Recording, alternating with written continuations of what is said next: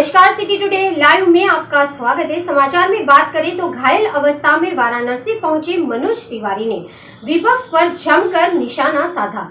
राजेंद्र प्रसाद घाट पर चल रहे शारदीय नवरात्रि महोत्सव में मंगलवार को दिल्ली के सांसद मनोज तिवारी सम्मिलित होने के लिए वाराणसी पहुंचे हैं। मनोज तिवारी मंगलवार को दिल्ली में सीएम आवास के सामने छठ पूजा को लेकर धरना दे रहे थे। धरने के दौरान पुलिस द्वारा वाटर कैनन के इस्तेमाल से वह गिर गए थे, जिससे उन्हें कान में चोट आई थी। इसके चलते उनके वाराणसी दौरे पर संशय बना था। अरविंद केजरीवाल संस्कृति विरोधी मनोज तिवारी। वाराणसी एयरपोर्ट पहुंचे मनोज तिवारी ने मीडिया से बातचीत में कहा कि मैं बहुत तकलीफ में आज काशी आया हूं। केजरीवाल हिंदी धर्म के पर्व त्योहारों के खिलाफ जो गलत नीति चला रहे हैं, उसे उत्तर प्रदेश, पंजाब और उत्तराखंड के लोगों के देखना चाहिए कि ये व्यक्ति कितना बड़ा संस्कृति विरोधी है। अखिलेश यादव पहले अपने परिवार को संभाल ले।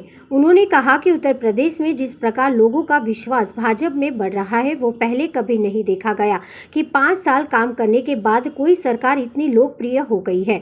महिलाओं, युवाओं, किसानों, विद्यार्थियों और व्यापारियों में अब सुरक्षा की भावना है। सबको अपने ढंग से काम करने की पूरी छूट है। यूपी में जो पुरानी राजनीति चल रही थी, वो अब खत्म हो चुकी है। अखिलेश यादव पहले अपने परिवार को संभाल ले, फिर राजनीति देखे। विपक्षियों की नज़र बराबर हो, तब जनता उन्हें बराबरी पर देखेगी।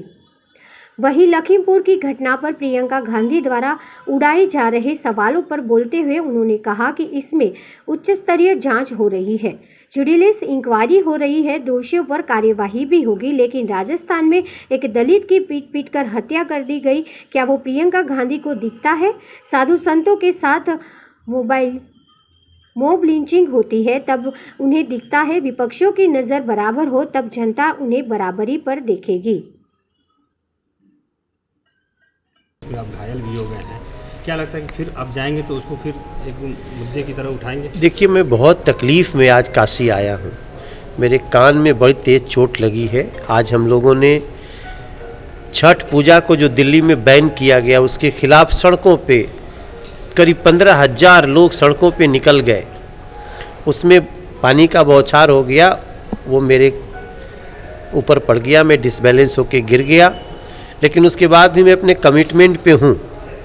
हमें हमारे डॉक्टरों ने गले में लगाने के लिए भी दिया कि फ़्लाइट से उतरने जाने में कुछ दिक्कत ना हो।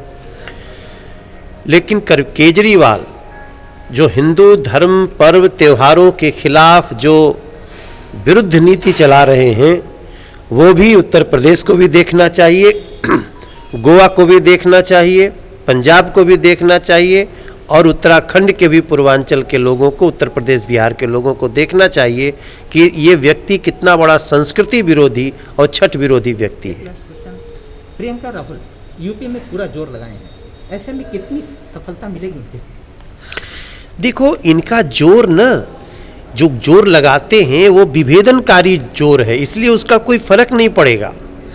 इन लोगों को अलग अलग मौत को, अलग अलग दुर्घटनाओं को देखने का अलग अलग नज़रिया है, तो ये तो आपको कभी सफल नहीं कर सकता।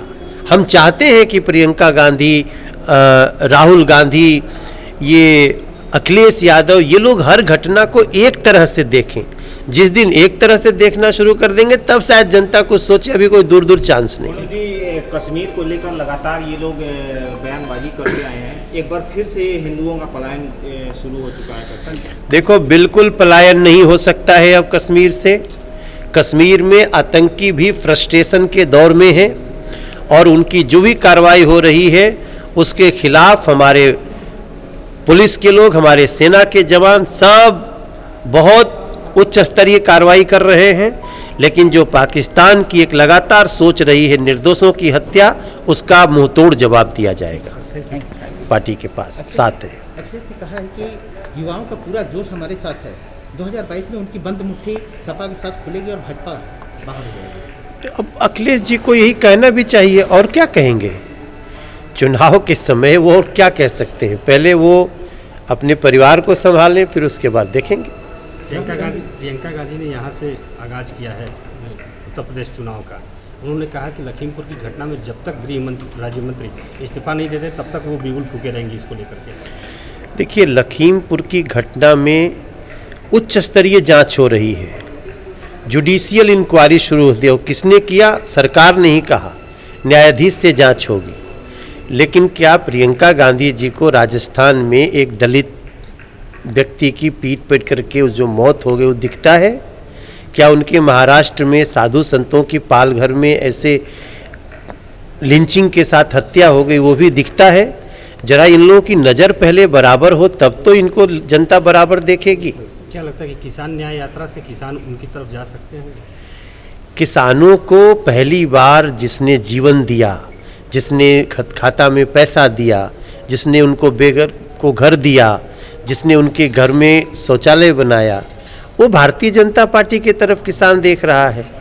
और मैं अच्छी तरह हमको पता है कि जो किसान है मूल, वो भारतीय जनता पार्टी के साथ। एक दुर्भाग्यपूर्ण घटना हुई है, हमने अपने 5 जाबाज जवान खो दिया। ऐसे में उस पर कोई भी राजनीतिक पार्टी चर्चा नहीं कर रही है, सारे लोग लखीमपुर खीरी। आखिर में क्या ऐसा है कि हमारे जवान शहीद हो जाते हैं और उस पर किसी को चर्चा, किसी राजनीतिक पार्टी को चर्चा करने की आवश्यकता नहीं रहती? क्योंकि इनको 5 साल में उत्तर प्रदेश में या देश में भारतीय जनता पार्टी के खिलाफ तो कुछ मिला नहीं। अब लखीमपुर की घटना जिसमें स्वयं सरकार ही जांच करा रही है, न्यायिक जांच करा रही है, उसमें जो भी दोषी होगा वो बच नहीं पाएगा। तो जो जिसमें न्यायिक जांच हो रही है उसको समझते हैं कि यहाँ से हम कुछ खौला के उत्तर प्रदेश को कुछ पा सकते हैं, तो उनकी भूल है। लेकिन ये आपने बिल्कुल सही कहा कि हमारे आतंकवादियों से लड़ते हुए हमारे जवान जो शहीद हो रहे हैं, ना तो उन पे इनको चिंता है, ना उन पे जरा भी दो पल सोचने का विषय है।